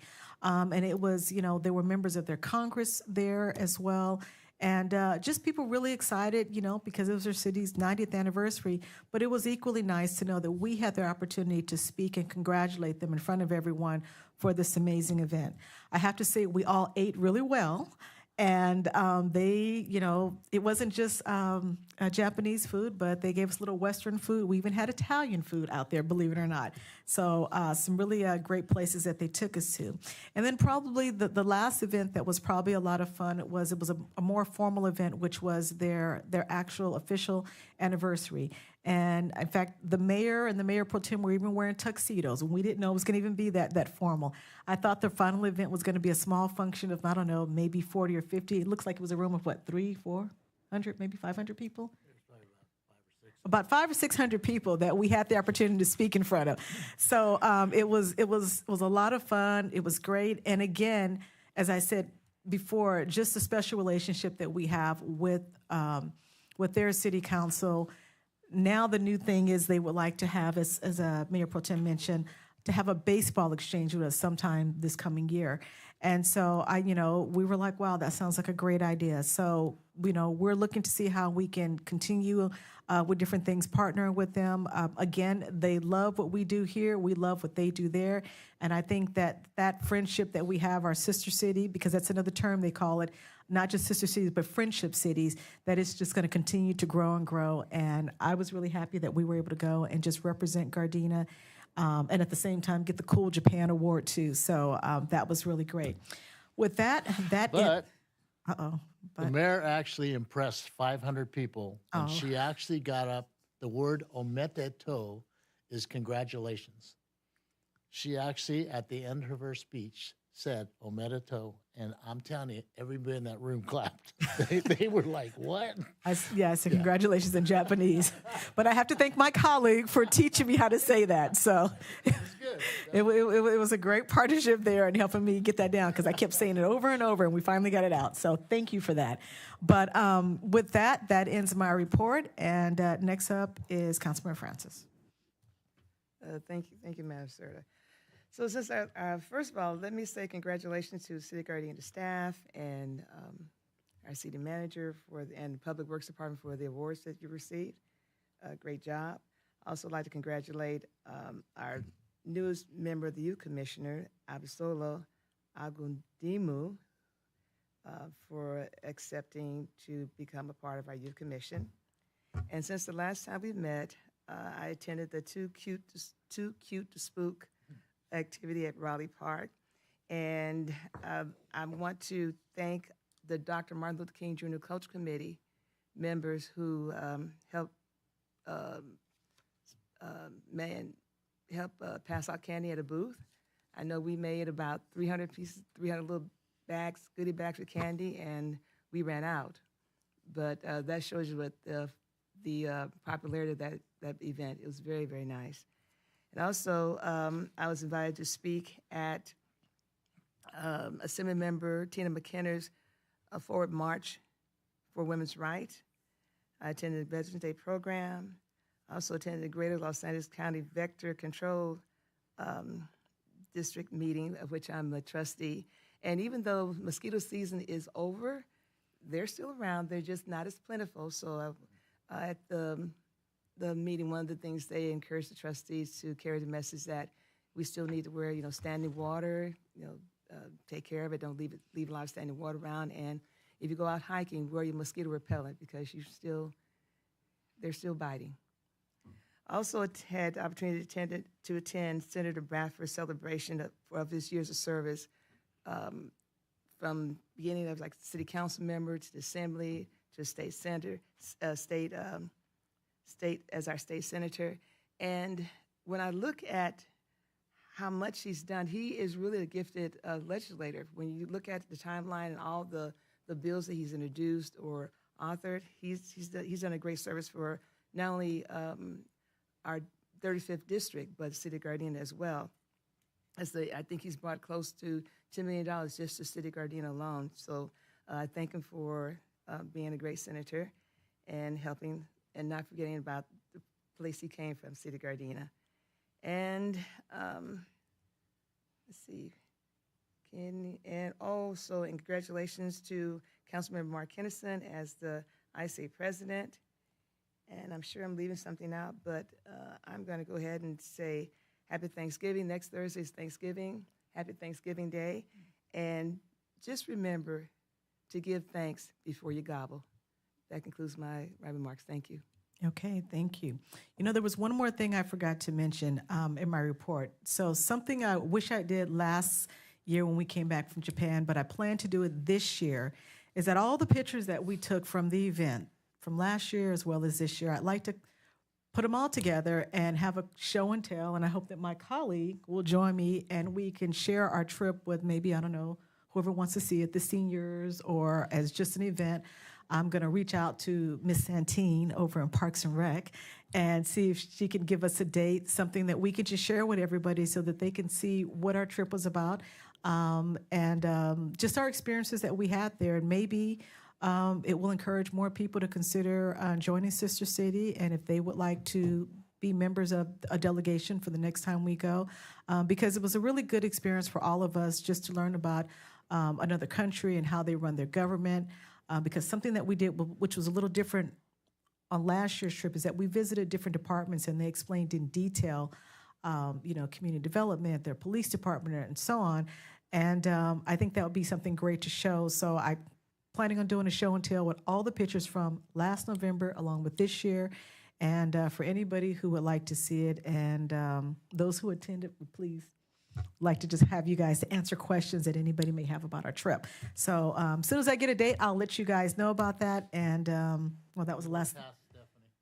Then that was the last thing I was going to add to my report. Okay. That being said, a couple of quick announcements here.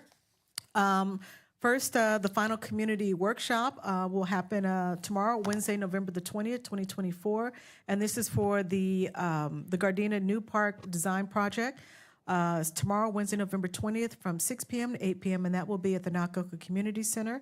We will present a draft concept design for the potential future parks in Gardena. So bring the family and enjoy free kid activities, snacks, and prizes. We also have our Operation Gobble event that's happening. This Thanksgiving, we're dishing out some love to our Gardena families with food vouchers and some scrumptious side dishes. If there is anybody that you know who would like to receive one of the baskets here, they must be a Gardena resident. They must apply using a Gardena Civic Rec account. And the account must be under the head of the household name and include family members and children. You must be able to provide pertinent documentation like a driver's license or proof of residency in the city. Registration has already opened on November 4th, and the event's called Operation Gobble for those who are interested. We also have the 17th Annual Community Thanksgiving Celebration. This is a partnership between El Polo Inca and the City of Gardena, where it's a free Thanksgiving meal for anyone who's in need. This will be on Thanksgiving, which is Thursday, November the 28th. There are 2 seating times. The first time is at 12 noon to 1:30, and the second time is from 1:30 to 3 p.m. This is happening at El Polo Inca Peruvian Restaurant, which is located at 1425 West Artesia Boulevard, and that's in the city of Gardena. This is also a collaboration with not only the city of Gardena and El Polo Inca, but along with the Lions Club as well. You must register to attend this event, and you can go to cityofgardena.org/events. West Basin, oh, this is a good one. West Basin Municipal Water District also has their Rain Barrel program for 2024-2025. They do have a couple of days for distribution. On Saturday, November the, oh, that one's already passed. On Sunday, November the 23rd, at the Edward C. Little facility, they will, from 8 a.m. to 11 p.m., you will be able to get a rain barrel, as well as on Saturday, June the 7th at Sarah High School from 8 a.m. to 11. That's also a date available to get a rain barrel. I do know that these go really fast, so if I were all of you, I would register early to get this. You can go to westbasin.org/rain barrels. There's also a telephone number of 310-371-4633. We also have our Helping Hands Toy Drive, which began on Monday, November the 4th, and it extends through Monday, December the 16th. And this is an opportunity where you can help kids in need by donating toys, unwrapped toys, books, art supplies, board games, sports equipment, as well as gift cards. We have 4 drop-off locations: the Nakoka Community Center, which is at 1670 West 162nd Street. We also have Gardena City Hall, which is 1700 West 162nd Street. Our Human Services building, which is 1651 West 162nd Street, as well as our G-Trans building, which is 13999 South Western Avenue. We also have our holiday gift giveaway, which is for ages 0 through 17, and this is a toy drive for Gardena parents and guardians to select a wrap gift for their children. This is only open to Gardena residents, and registration is required. Once again, this is for ages 0 through 17, and you must be able to provide proof that you live in the city. You can register at www.cityofgardena.org/events. We also have our Shop with a Cop program coming up. To qualify to participate in our Shop with a Cop, households must have a child enrolled in Gardena Community of Schools or be a resident of Gardena. The annual Shop with a Cop program is a heartwarming tradition where the Gardena Police Department partners up with children who may not otherwise have the opportunity to receive gifts during the holiday season. The application period begins Monday, November the 18th through Friday, December 6th. And to complete an application, you can go to cityofgardena.org/shop with a cop. We also have our Winter Wonderland coming up, which is Saturday, December 7th, 2024. It will be here at City Hall Complex. There will be a snow zone, crafts, entertainment. But earlier that day, we will have our holiday boutique event, which will start from 1 to 5 p.m. And then from 3 to 7 p.m., we will have our Winter Wonderland. And at 6 p.m., we will actually have the Christmas tree lighting. And then from 6 to 7 p.m., you can take pictures with Santa Claus. The City of Gardena also has the City of Gardena Beautification Commission invites you to enter the 2024 Holiday Home Decorating Contest. To apply, you must email us a photo of the outside of your decorated home along with your name and address to holidaycontest@cityofgardena.org. The last day to enter this is Tuesday, December the 10th. All winners will receive a special yard sign, gift certificate, and recognition at the January 2025 City Council meeting. Prizes will be awarded in person by the commissioners, and a photo will be taken. You must be a Gardena resident to enter. We also have our Jolly Trolley Park Tour 2024, which will be on Tuesday, December 10th from 6 to 8 p.m., Thursday, December 12th from 6 to 8 p.m., and Wednesday, December 18th from 6 to 8 p.m. Follow us on social media for clues on where Santa's trolley will pop up. And when you attend this event, you'll be able to visit with Santa. There'll be festive activities as well as more. And this is brought to you in conjunction by G-Trans, the Police Foundation, City of Gardena, and Give Gardena. We also have our TRP Paint and Cocoa Night, which is Friday, December 13th from 6:30 to 8:30 p.m. So please join us for a delightful evening filled with painting, warm hot cocoa, and a special visit from Santa. This will happen at the Nakoka Community Center, and the date is, Friday, December 13th from 6:30 to 8:30. And you must register, and you can begin registering now at cityofgardena.org/events. And the last event is Breakfast at the North Pole, which is Saturday, December the 14th from 8:30 a.m. to 11:30 a.m. at the Nakoka Community Center. Join us for a special breakfast, crafts, entertainment, and visit from Santa. You can purchase tickets beginning Monday, November the 4th, 2024. And you can register by going to cityofgardena.org/events.